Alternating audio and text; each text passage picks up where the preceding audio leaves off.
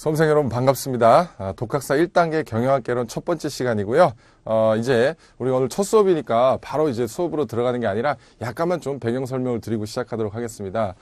일단 여러분들 오늘 첫 시간에 공부할 내용은요. 과연 경영학이 뭐냐, 그죠?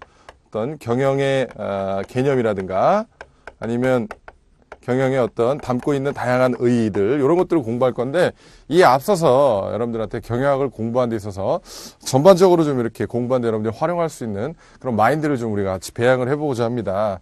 자, 일단은 여러분들이 독학사 1단계고요. 자, 1단계 교양 과목이고요. 교양 과목이란 말은 무슨 말이냐면요.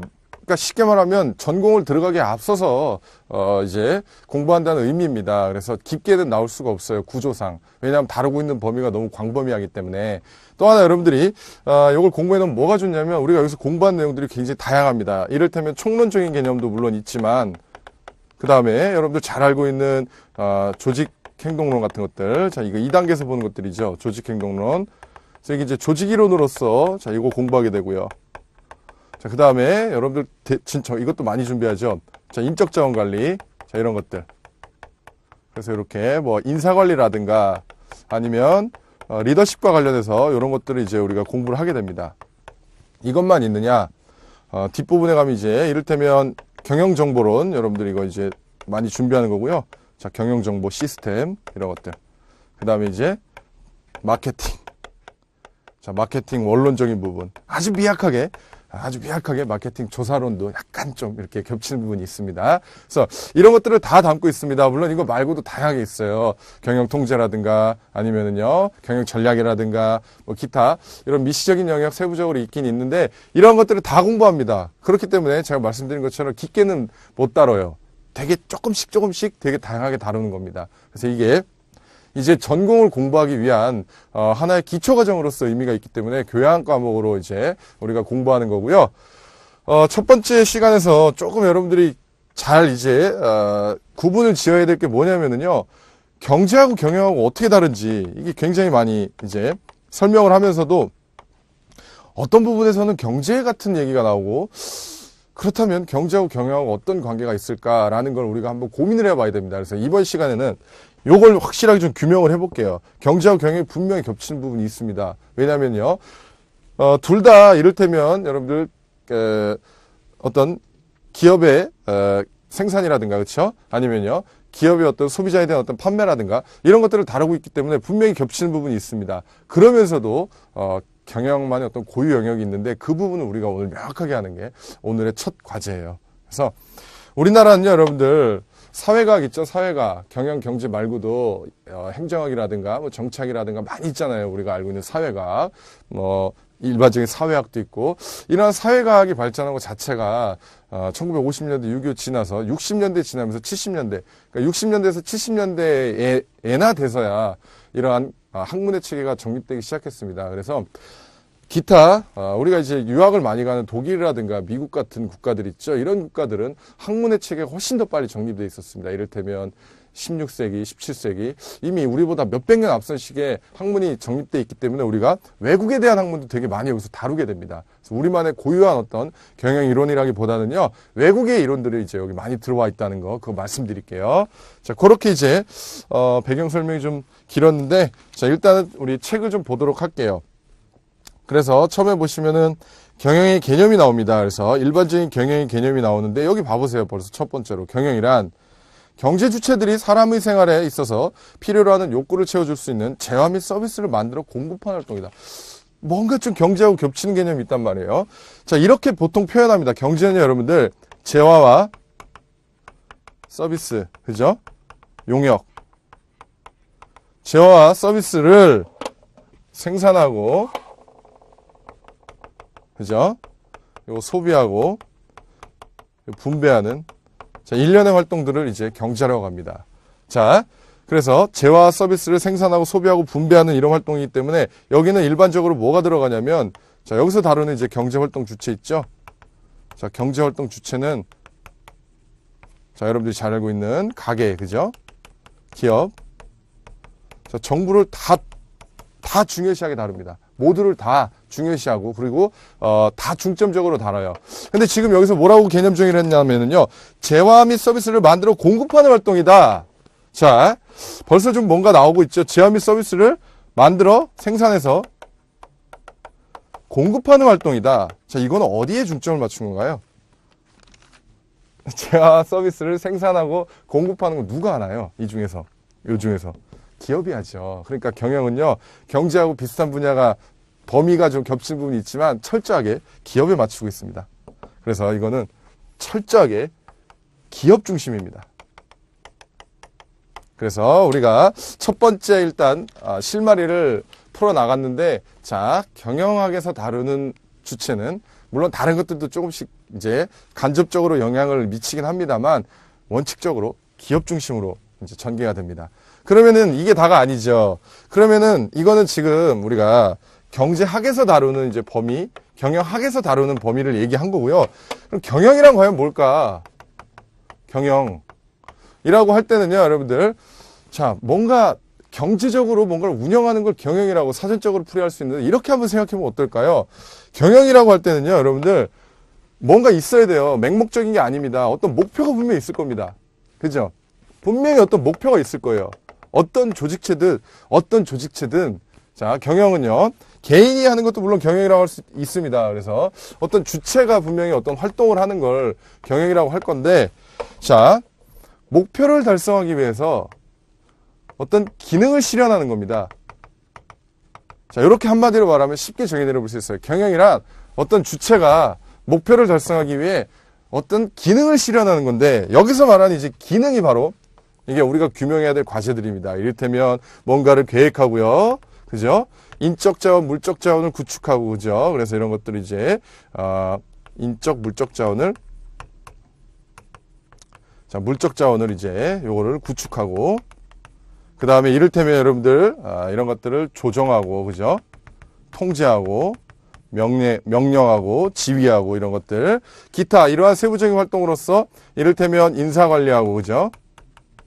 마케팅하고, 그 다음에 여기 나온 여러 가지들 다 여기 들어가는 거겠죠. 그렇죠? 이를테면 예산 편성하고, 그 다음에 재무, 회계, 이러한 여러 가지 고유의 기능들이 있을 겁니다. 그죠? 그래서 경영학에서 만들어준 어떤 과제들이 있어요. 그래서 이러한 목표를 달성하기 위해 이러한 여러 가지 기능을 실현하는, 자, 이러한 활동을 바로 경영이라고 합니다. 그러면은요, 이러한 것들은 우리가 이렇게 생각해 볼 수 있겠죠. 자, 가게에서도 경영을 합니다. 가정도 경영을 해요. 가정 또는 가게도 경영을 할 수 있고요. 그 다음에 이를테면 회사도 경영을 하죠. 그렇죠? 우리가 알고 있는 회사도 경영을 하고, 그 다음에 이제 다양하게 나올 수 있습니다. 뭐 대학도, 자, 대학도 경영을 할 수 있고요. 그 다음에 정부도 경영을 할 수 있습니다. 정부도 경영을 할 수 있어요. 이렇게 해놨을 때 이러한 경영의 다양한 주체들이 나올 건데, 이 중에서 이제 특히나 사회 전체적인 입장에서 큰 영향력을 행사하는 두 주체가 바로 이겁니다. 회사하고 정부예요. 그렇기 때문에 경영은 다양하게 적용될 수 있으나 보통 이게 대명사입니다. 그래서 기업이죠, 기업. 자, 기업의 경영을 이거 우리가 일반적인 의미에서 이제 경영학으로서 다루는 거고요. 정부 경영 있죠. 자, 이거를 이제 행정학에서 다루는 겁니다. 이런 개념이에요. 자, 다시 말하면, 자, 이러한 어떤 사조직이 있을 것이고요. 이렇게 사조직이 있을 것이고, 이렇게 이 대학이나 정부 이런 것들 공조직이라고 할 수 있잖아요. 그래서 이렇게 사조직의 대표적인 운영이 바로 경영이고요. 공조직을 운영해 나가는 게 바로 행정입니다. 그래서 우리가 다루는 거는 이렇게 사조직 중에서도 특히 기업 입장에서 이렇게 운영을 해 나가는 요 측면에 이제 초점을 맞추고 있다는 거. 요 정도 설명이면은요, 거의 이제 경영이 뭔지 알겠다라고 느낌이 들 겁니다. 자, 체크했고요. 그 다음에 보시면은요, 각 개별 경제주체들에 의해 이루어지고 있는 것이라 할 수 있다. 이런 말 가볍게 좀 체크를 하겠습니다. 경영학이란 뭐라고 돼 있나요? 경영학이란, 자, 일로 다시 들어가 볼까요? 자, 경영학이란 기업 조직이라는 실체를 대상으로, 그러니까 제가 말한 주체, 그죠? 이런 주체. 기업 조직이라는 실체를 대상으로 기업과 관련된 각종 현상을 과학적인 방법으로, 사회과학이야. 그래서 사회과학인 거예요. 경영학도. 그래서 인문학이 아닙니다. 사회과학인 거예요. 이러한 이에 관한 지식을 체득하고 체계한 학문이다. 됐죠. 됐고요. 그 밑에 실제 여러분들 이제 여러분들이 공부를 하거나 혼자 독학을 하거나 아니면 예습을 하거나 복습을 할 때 이런 걸 되게 많이 궁금해 할 겁니다. 여기 나와 있는 학자들을 다 외워야 되느냐. 실제 학생들이 많이 질문을 하죠. 다 외워야 될 게 아니라, 이걸 외워야 될 게 아니라 이분들이 어떠한 이론을 주장했는지 우리가 하나씩 배워갈 겁니다. 그걸 알아야 돼요. 이걸 단편적으로 외우는 게 아니라 버나드와 사이먼 체크는 하겠습니다. 이분들 이제 보시면 의사결정에서 우리가 공부할 겁니다. 실제. 그 다음에 드러커, 자, 리더십 이런 것들 강조하고 있죠. 피터 드러커 유명하죠. 그 다음에 그 밑에 페이얼, 이분도 우리가 자세히 다룰 겁니다. 계획, 조정, 명령, 통제 이런 것들 나오고 있죠. 관리 기능. 그 다음에 쿤츠 역시 계획, 조직, 충원, 지휘, 통제. 그래서 관리 기능에 중점을 맞추고 있죠. 자, 루미스하고 스토너 가볍게 한번 읽어보시면 될 것 같아요. 그래서 제가 방금 상기한 몇 분의 학자들은요, 우리가 뒷부분으로 가면서 하나씩 자세하게 다룰 그럴 분들이기 때문에 여기서 딸딸 외울 필요는 없다고 말씀드리겠습니다. 경영활동이 나옵니다. 그래서 제가 여기서 설명드린 게 사실상 이게 경영활동이라고 할 수 있어요. 요 과정이. 요게 바로 이 경영활동이다. 자, 보시면요. 기업에서의 목표 달성을 이루기 위한 기본적인 활동이다. 이렇게 나와 있죠. 이게 경영이에요. 기업에서, 그러니까 어떤 주체가 목표 달성하기 위해 어떤 기능을 실현하는 게 이게 경영입니다. 그 구체적인 기능은요, 이런 것들. 우리가 이제 공부해 나가는 것들. 우리가 다루고 있는 범위. 이게 바로 기본적인 기능입니다. 이게 바로 경영이에요. 자, 그래서 경영이 뭘까라고 막연하게 여러분들이 생각해 볼 때 하나도 생각이 안 나면 이걸 좀 생각해 보세요. 목표 달성을 하기 위해 뭘 하는 거다. 그죠? 자, 보시면요. 경영에서의 기능은 뭐라고 되어 있냐면 재무, 마케팅, 회계, 인사, 생산 등이 있다. 이런 것들이 바로 여기 들어가는 기능들입니다. 그죠? 그래서 대체적으로 이러한 기능을 한마디로 표현해라. 저 기능이 도대체 너무나 많아서 잘 모르겠다라고 생각하면 이렇게 생각해 주세요. 관리 기능이다. 목표를 달성하기 위해 관리를 하는 거다. 어디에서? 기업에서. 이게 고유한 경영입니다. 고유한 의미의 경영이에요. 자, 기업이 목표를 달성하기 위해 관리 기능을 실현하는 게 바로 경영이다. 됐죠?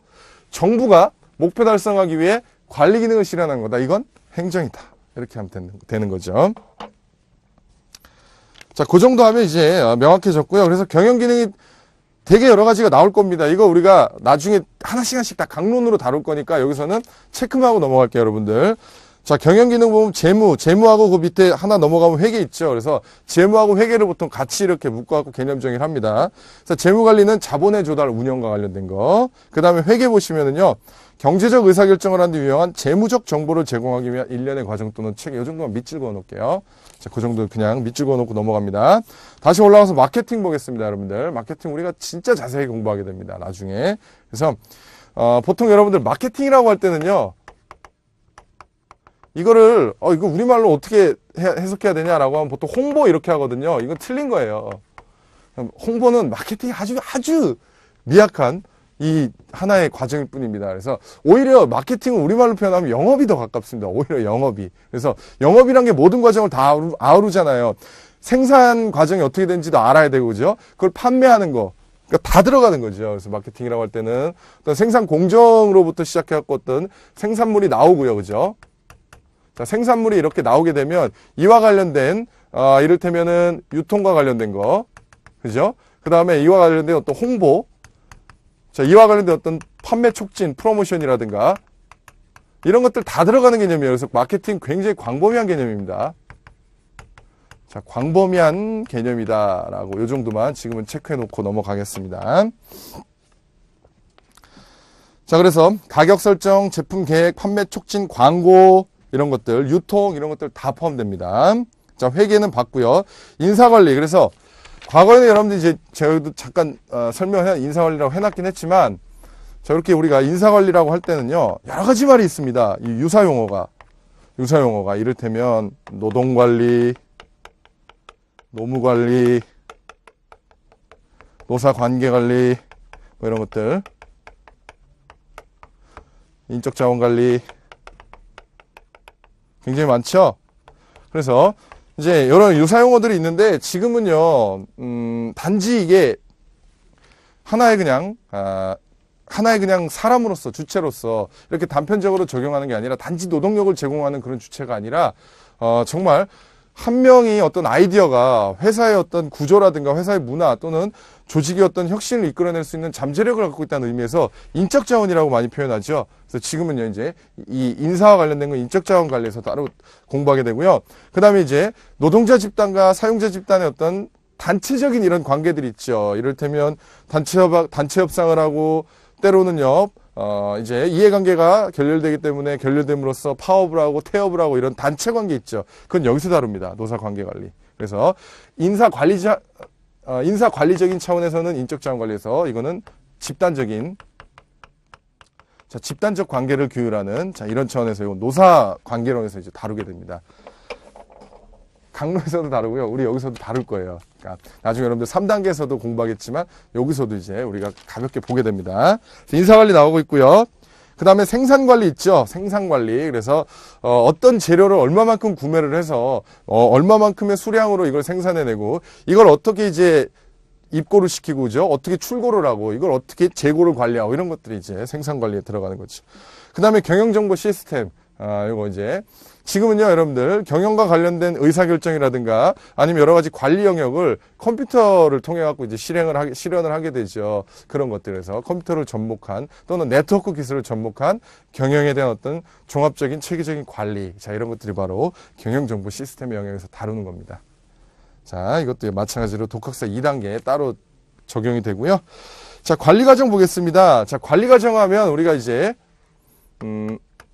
여러분들을 생각해 볼 수 있는데 여러분들이 초반에서는 관리과정 하면 여러분들이 페이얼 교수님을 생각하면 이제 됩니다. 페이얼.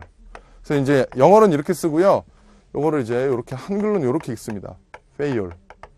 근데 이게 어떤 책에는 저는 지금은 하도 세상이 좋아졌잖아요, 여러분들. 검색하면 다 나오잖아요.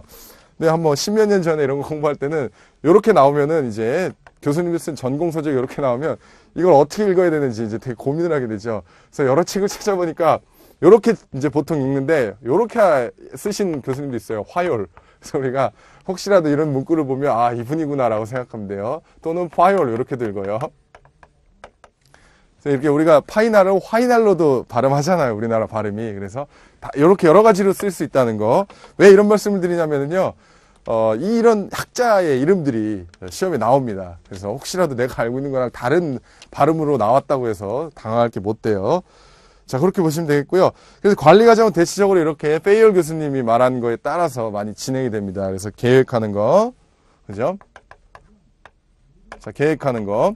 그 다음에 여러분들 그 밑에 나와 있는 거 있죠? 자, 조직화라고 돼 있는데 이게 이제 뭐냐면은요. 제가 아까 잠깐 말씀드린 인적 자원과 물적 시설들 있죠. 물적 자원을 구축하는 활동을 이걸 조직화라고 합니다. 그래요. 뭔가 어떤 목표를 달성하려면 사람이 있어야겠죠. 그 다음에 이를테면 시설이라든가 아니면 여러 가지 이제 물적인 게 들어가잖아요. 자금이라든가 여러 가지가 들어가겠죠. 조직화, 인적 물적 자원 이런 얘기 하고 있죠. 그래요. 자, 지휘, 통제 이렇게 나오네요. 자, 지휘, 통제.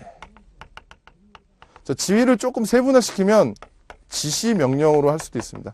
지시하고 명령하는 거. 요걸 지휘라 그래요.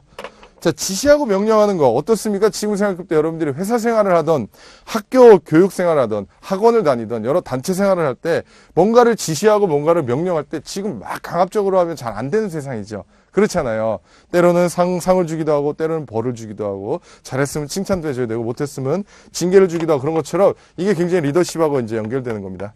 그래서 이런 지휘 관련해서는 리더십에서 이제 또 우리가 또 공부를 하게 되고요. 통제는 한마디로 말하면 말 그대로 여러분들 규율을 하는 거죠. 규범, 규율 이런 것들. 그래서 이런 식으로 보면 될 것 같아요. 통제. 그래서 기업 조직 구성원들의 행동들이 의도하고 있는 목표와 일치하고 있는지 평가하고 좀 더 세분화시켜 보면 자, 평가한다. 그래서 이거를 이제 피드백한다 이렇게 표현하죠. 환류. 피드백이란 말 들어보셨죠? 그래서 환류 이렇게 표현합니다. 환류. 자, 피드백한다. 우리가 이제 한글로는 이렇게 쓰죠. 피드백. 그래서 잘잘못을 이제 따져갖고 잘한 것들을 이제 차기 사업에 반영하거나 차기 승진에 반영하거나 이런 것처럼 이게 바로 다 이렇게 환류 피드백으로 쓰이는 겁니다. 자, 이 정도 보시고요. 외워야 되느냐? 아직까지 외울 거 하나도 없습니다. 자, 여러분들 만약에 뭔가를 외워야 되면 제가 이건 암기해야 된다고 말씀을 드릴게요. 근데 아직 초반 부분이기 때문에 전반적으로 이해를 하는 데 중점을 둬주세요. 자, 이제 이쪽으로 가서 여러분들 지우고 우리 조금 더 설명을 좀 진행을 하겠습니다. 조금 더 진행을 할게요. 참고로 좀 말씀드리자면 높아시면서 어려울 겁니다, 여러분들. 경영학에 대해서 생전 처음 공부하는 분들은 당연히 지금 어렵습니다. 초반 있죠. 이번하고 다음 강의가 어려워요. 그건 미리 말씀드릴게요. 그 다음부터 좀 수월합니다. 왜 어려울 수밖에 없냐면 뒷부분에서 해야 될 내용들을 앞부분에 다 모아놓은 겁니다, 지금. 그래서 이 부분만 잘 통과하면 뒤에서 또 겹치는 게 막 나올 거예요. 그러니까 조금만 좀 집중력을 발휘해 주시고요. 그 밑에 보시면 알아두기 나와 있죠. 기업 경영자에게 요구되는 자질 이렇게 나와 있죠. 그래서 요건 좀 체크를 할게요. 자, 인간관계 기술이 있겠죠. 그렇잖아요. 원활한 소통을 하고 의사소통하고 커뮤니케이션하고 이런 것들. 그래서 인간관계 기술. 자, 스킬믹스라고 나와 있죠. 스킬믹스. 이게 이제 경영 관리 이론에서 많이 쓰이는 개념인데 이 관리적 기능과 그 다음에요. 인간적 기능 이런 것들 있죠. 자, 인간적 기능. 그 다음에 하나가 기술적 기능입니다. 기술적 기능. 이런 것들이 이제 통합적으로 안목을 배양해야 된다 이런 뜻인데 여기서 말하는 여러분들 관리적 기능은 말 그대로 우리가 공부했던 계획하고 그 다음에 조직하고 또는 조정하고 이런 것들. 자, 인간적 기능은 뭐겠어요? 자, 이거는 의사소통 기술입니다. 의사소통, 커뮤니케이션 하는 능력. 기술적 기능은 전문 지식을 활용하는 게 바로 이게 기술적 기능입니다. 전문 지식을 활용하는 거예요. 그래서 이렇게 스킬 믹스라고 할 때는 기업 경영자는 이러한 것들을 이렇게 관리적, 인간적, 기술적 기능 이런 것들을 다 혼합적으로 이렇게 행사할 수 있어야 되는구나 라고 생각해 보면 되겠죠. 자, 그 다음에 뭐 전문적 기술, 개념 통합 기술 나와 있는데 일단 이런 게 있다 정도로 체크하고 넘어갈게요. 자, 경영과 기업의 개념이 나옵니다. 그래서 이거 구텐베르크, 이분이 이제 독일 경영학을 대표하시는 분인데 우리가 나중에 이제 미국 경영학의 역사와 독일 경영학의 역사를 공부하게 되는데 그때 나오게 됩니다. 좀 뒤에서 구텐베르크의 경영에 대한 정의. 그래서 테마를 한번 잡아볼게요. 자, 구텐베르크가 말한 경영학의 정의, 경영 또는 경영학. 자, 참고로 여러분들, 미리 좀 말씀드리면은요, 독일은 문치주의 국가잖아요. 굉장히 문치주의를 숭상하잖아요. 자, 독일로 유학 많이 가잖아요. 그래서 독일에서 이제 학위 딸라 그러면은 보통 뭐 많게는 뭐 10년도 걸린다 이런 얘기 하잖아요. 잘 졸업도 안 시켜주고. 그러니까 학문에 대한 되게 깊이 있는 걸 추구합니다. 그래서 독일 경영학은 되게 이론 중심입니다. 되게 이론적이에요. 그리고요, 미국 경영학은 다소 좀 현장에서 활용할 수 있는 좀 전문적, 실천적 기능이 좀 많습니다. 실천적 기능이 좀 많고요. 굉장히 독일 경영은 이론적입니다. 아주 이론적이에요.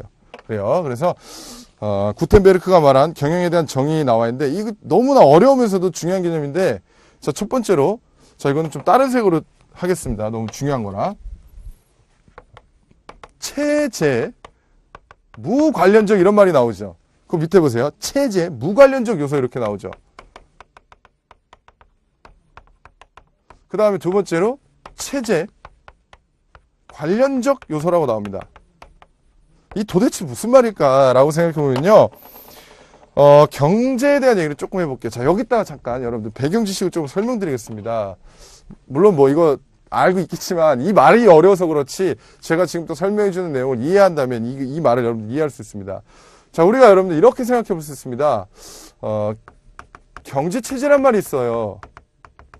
경제체제. 그래서 한 국가가 경제 문제를 과연 어떻게 해결할 것인가에 관한 이런 방법론적인 차원에서 경제체제를 이제 크게 나눠보면 우리가 이렇게 나눠볼 수 있죠. 자본주의 체제와, 그죠? 그 다음에 사회주의 체제를 이렇게 나눌 수 있고요. 이 자본주의는 특히나 또 우리가 흔히 시장경제 체제로 우리가 이렇게 운영이 되죠. 시장경제 체제. 시장경제. 자, 요거는 이제 어때요? 계획경제 체제로 이렇게 보통 운영이 됩니다. 이러한 차원에서 우리가 한번 생각해 보는 거예요. 이게 바로 체제입니다. 체제, 여기서 말하는 체제, 시스템. 자, 그러면은요, 시장경제 체제를 유지하는 국가와 계획경제 또는 사회주의 국가에서는 분명히 여기서 이루어지는 어떤 경제활동의 양상이 다를 겁니다. 그죠? 경제활동의 양상이 분명히 다를 거예요. 대표적으로 어떻습니까? 여기서 어때요? 무한경쟁, 그죠? 자유에 입각한 어떤 생산, 소비, 분배. 여기 어때요? 국가가 다 명령하고 통제하고 지시하고, 그죠? 국가가 배급하고 이런 식이란 말이에요. 경제활동의 양상이 달라져요. 어떤 체제를 구축하느냐에 따라. 이게 바로 체제 관련적 요소입니다. 어떤 체제를 선택하느냐에 따라 경제활동의 양상이 바뀌는 건 체제 관련적 요소고요. 어떤 체제를 선택하건 간에 경영 전체적으로 적용시킬 수 있는, 보편적으로 적용시킬 수 있는 그러한 기능들이 있습니다. 보편적으로 펼쳐지는 양상이 있어요. 계획경제를 선택하든 시장경제를 선택하든 어떤 곳에서도 나타나는 이러한 양상들이 있습니다. 그게 바로 체제 무관련적인 요소예요. 됐죠? 자, 이제 여기로 가서 한번 정리를 한번 해보겠습니다. 체제 무관련적 요소. 그러니까 시장경제체제든 계획경제체제든 뭐든 간에 어디서든 나타나는 거다, 이렇게 보면 돼요. 그래서 뭐라고 되어 있냐면, 자, 인간 사회의 경제적인 활동에서 공통적으로 적용되는 요소로, 자, 이거 암기하겠습니다.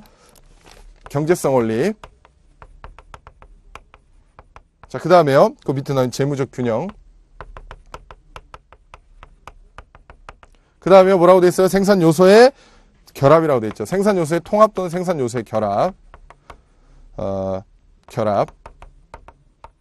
자, 이 세 가지를 충족시키는 건 어떤 체제를 구축하든 이거는 추구해야 될 활동들이다. 그래서 경제성이 원래 우리가 흔히 말하는 이제 효율성이지요. 투입 대비 산출의 비율입니다.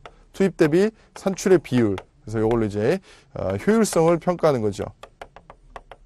가장 적은 비용으로 가장 많은 산출을 하는 거죠. 아니면요, 목표량이 정해져 있다면 가장 적은 투입으로 이제 목표량을 산출해내는 거죠. 자, 재무적 균형은 뭐겠습니까? 바로 수입과 수지타산이라고 그러죠, 그죠? 다시 말하면 수입과, 자, 지출의 어떤 균형을 이루어져야 된다. 수입과 지출의 균형을 의미한다. 자, 생산 요소.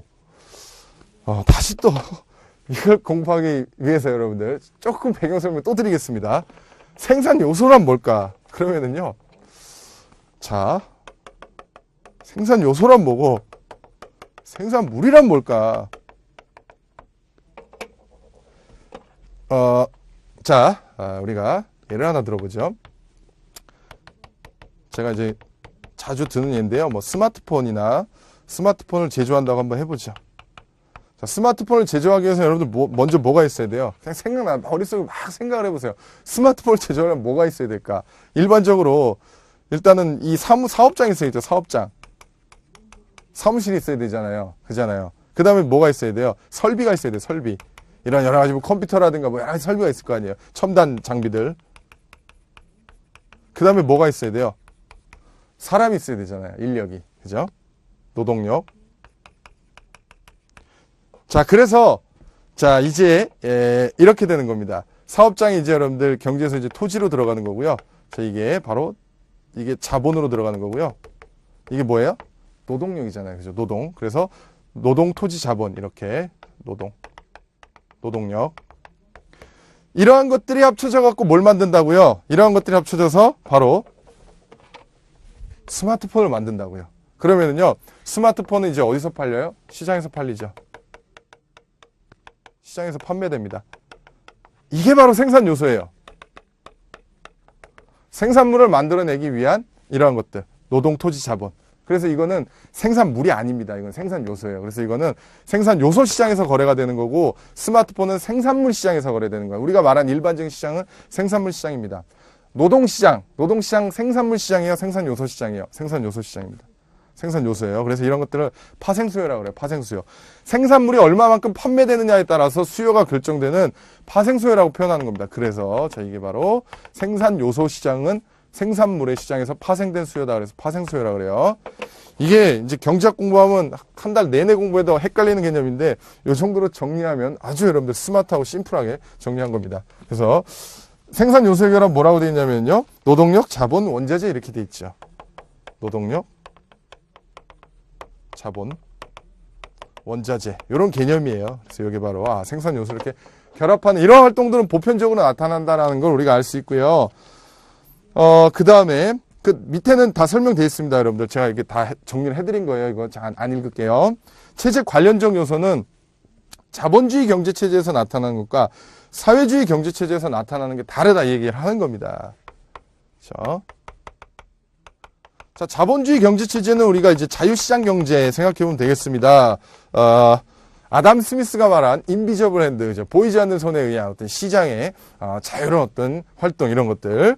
그 다음에 이제 사회주의를 여러분들이 생각하면 구소련이라든가 아니면 북한이라든가 이런 어떤 사회주의를 생각해 보면 쉽겠죠. 계획경제를 생각해 보면 쉽겠죠. 자, 그래서 요거는 이제 우리가 좀 일반적으로 알고 있는 거니까 그냥 한번 짚고 넘어가겠습니다. 자본주의 경제 체제에서는 이제 기업 경영으로 나타나고요. 영리경제, 사유재산 인정, 단독의사결정, 경제계획의 자주성, 그죠? 자주성. 자, 이건 어떻겠습니까? 전체 사회를 경영하는 입장에서 공동의사결정, 공유재산, 이게 좋고 이게 나쁘고 이런 거 없어요. 원리 자체는 둘 다 우수한 겁니다. 다만 국가가 운영을 잘못하니까 자꾸 독재로 가서 그런 거지, 사회주의는 독재, 자본주의는 뭐 자유, 이건 절대 아니에요. 원리 자체는 둘 다 되게 우수한 겁니다. 얼마나 좋아요. 공유재산, 계획수행, 중앙경제계획의 유기성. 그래서 이건 이제 흔히 말하면 이건 이제 효율성을 추구하는 거고요. 이게 이제 보통 이제 형평성을 많이 추구하죠. 사회 정의. 가난한 사람 없이 모두들 다 잘 살 수 있는 세상을 꿈꾸는 게 이건데 어떻습니까? 다 망했죠. 그래요. 원리 자체는 우수한데 현실적으로 운영이 좀 힘들더라. 그래서 이제 레닌 동상이 철거되고 이런 것들이 다 사회주의를 이제 비판하는 거죠. 자, 됐고요. 조금만 더 하겠습니다, 여러분들. 조금만 더 하고 마무리할게요. 원래 생각한 진도가 있었는데 더하면 여러분들 머리가 잘못하면 첫 시간부터 폭발할 수가 있기 때문에 적당히 하겠습니다. 그 밑에 보시면 경영의 경제적 측면 이렇게 나와 있죠. 경영의 경제적 측면. 그래서 생산하고 판매가 나와 있고요. 그 다음에 그 밑에 보시면 재무하고 인사하고 나와 이렇게 떨어져 있죠. 자, 그래서 요걸 뭐라 그래요? 그 위에 있는 거 여러분들, 요거를 라인적 측면이라 하죠. 라인 기능. 자, 이걸 스텝 기능이라고 하죠. 그래서 이거 다양하게 쓰이는 개념입니다. 그래서 라인은 보통 현장에서 이제 적용되는 이러한 개념이에요. 그래서 이거는 주로 이제 지휘 개념이 많이 들어가고요. 자, 이 스텝 기능은 뭐냐면 보통 이제 조언해주고 이런 기능이에요. 조언하고 보조하고 이런 기능이에요. 그래서 이거는 지휘보다는 주로 이제 어떤 자문, 그죠? 보좌 이런 역할이죠. 직접 결정을 하는 개념이 아니라, 자, 이건 이제 결정하고 지휘하고 이런 개념이라면, 이런 라인의 개념은, 자, 스텝의 개념은 직접 결정하는 것도 물론 있을 수 있겠지만 일반적으로는 이러한 라인을 뒤에서 이제 보조하는, 이런 자문하고 보좌하는 이런 개념으로 많이 쓰입니다. 스텝, 라인. 자, 학문의 개념과 경영학 나와 있는데, 이건 그냥 여러 번 한번 읽어보시고요. 거기서 요거 제가 좀 설명을 드리겠습니다. 과학이라고 되어 있는데 지금 아주 중요한 개념이에요. 그 위에 나와 있는 형식과학은 우리가 여기서 사실 그렇게 다룰 필요는 없습니다. 논리학 같은 것들, 수학 이런 것들 이제 직접적으로 만질 수는 없지만 이렇게 지식 체계 속에서 이렇게 파생되는 이러한 어떤 과학을 이제 형식, 좀 형이상학적인 거 이런 것들. 그죠? 그 다음에 경험과학. 우리가 이제 인식하는 거는 경험과학입니다. 그죠? 경험과학. 그래서 현실과학이라고 나와 있죠. 자, 경험과학이라고 할 때는요, 두 가지가 있습니다. 이제 자연과학이 있고요. 자, 사회과학이 있습니다. 자, 자연과학은 이제 여러분들 잘 알고 있는 물리 뭐 이런 것들, 뭐 화학 뭐 이런 것들이 자연과학이 있죠. 생물 뭐 이런 것들. 그 다음에요, 사회과학은 여러분 잘 알고 있는 뭐 사회학도 있고요. 사회학도 있고, 그 다음에 정치학도 있고, 경제학도 있고, 행정학도 있고, 여러 가지가 있는데, 이제 이렇게 크게 나올 수 있습니다. 경제과학으로 나올 수 있어요. 경제과학. 사회과학 안에 경제과학이 들어가요. 그럼 이렇게 나눠보면은 경제학과, 이렇게 경영학으로 나눌 수 있습니다. 그래서 우리가 공부하는 거는 지금, 여러분들, 여기에 들어가는데요. 제가 왜 이 말씀 드렸냐면, 왜 과학이란 말을 쓸까? 우리가 알고 있는 과학은요, 뭔가 실험 같은 걸 하고요. 그죠? 그래서 이런 어떤 가설을 세우고, 그죠? 가설을 검증하고, 그 다음에 뭔가 이런 것들로 명제를 도출하고요. 혹은요, 이론화하고, 혹은 다른 말로 일반화하고요. 그래서 뭔가 좀 법칙을 발견하고, 그죠? 그 이면에 있는 어떤, 이러한 활동을 수행하는 이면에 있는 것들은 뭔가 좀 객관적이고, 뭔가 좀 검증 가능한 걸 대상으로 한단 말이죠. 우리가 흔히 알고 있는 과학은 이런 겁니다. 그렇잖아요. 왜 근데 사회과학이라고 할까라고 했을 때 이러한 개념은요, 여러분들 원칙적으로 이건 자연과학입니다. 자연과학의 영역이에요. 자연과학의 영역인데 오기스트 꽁트라는 분이요, 정확한 날짜는 제가 기억이 안 나는데 1800 몇 년도인 걸로 기억하는데 정확한 날짜 기억이 안 나는데, 자, 오기스트 콩트라는 분이요, 이러한 자연과학을 이거를 사회현상에도 적용시킬 수 있다. 얼마든지 사회현상에도 적용시켜서 사회현상에도 얼마든지 이런 것들이 가능하다라고 해서 그 학문이 바로 사회학이다라고 이름을 붙이면서 사회과학이 성립이 됐습니다. 그래요. 그러한 맥락하에서 우리가 이제 경제현상도 얼마든지 이렇게 이런 것들 적용해갖고 보편적으로 도출할 수 있다. 수요 공급 봐봐, 법칙 나오잖아요. 수요 법칙, 공급 법칙 이런 것처럼 얼마든지 경제 현상도 과학적으로 연구할 수 있다. 그래서 경제과. 거기서 이제 경제는 우리가 알고 있다시피 아까 말씀드린 것처럼 가계기업 정부의 모든 활동을 다 다루는 거. 경영학은 좀 기업 중심으로 이제 가는 이러한 형태다.